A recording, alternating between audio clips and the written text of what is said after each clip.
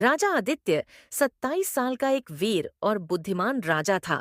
राजपाट संभालते हुए उसे कई साल हो चुके थे, लेकिन उसने अब तक शादी नहीं की थी। हर रोज उसके सामने सुंदरियों की कतार लगती, पर न जाने क्यों उसका दिल किसी के लिए धड़कता ही नहीं था।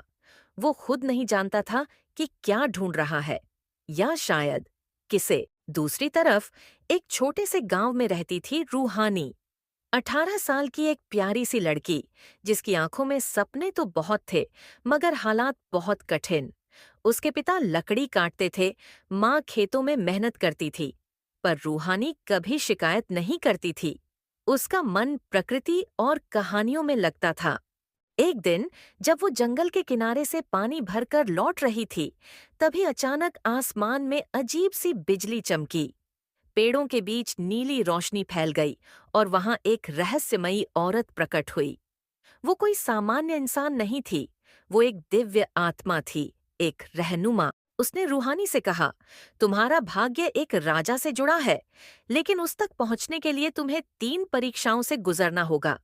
पहली परीक्षा है जादुई रहस्य को सुलझाना। उधर महल में उसी रात राजा आदित्य ने सपना देखा। उस सपने में एक लड़की थी, रूहानी। उसने उसे पहले कभी नहीं देखा था, लेकिन उसका चेहरा जैसे दिल में छप गया था। रूहानी को दिव्य आत्मा ने एक गुफा का रास्ता दिखाया, भूली हुई आत्माओं की गुफा। वहां 3 दरवाजे थे, एक सोने का, एक चांदी का और एक काले पत्थर का जो धड़क रहा था। रूहानी ने बिना डरे काले दरवाजे को चुना। जैसे ही उसने दरवाजा खोला, एक रहस्यमयी ऊर्जा से पूरा गुफा गूंज उठा। अंदर एक गोल आकृति में एक दृश्य उभरा, एक नन्हा बच्चा जिसके सिर पर मुकुट था और पास ही जली हुई एक किताब थी। उस किताब पर लिखा था, कसम है उसे न जानने की जब तक समय खुद राज न खोले। रूहानी को एहसास हुआ कि उसका और राजा आदित्य का कोई पूर्व जन्म का रिश्ता है, एक ऐसा अधूरा अध्याय जिसे फिर से पूरा करना है। रूहानी ये रहस्य लिए महल पहुंची।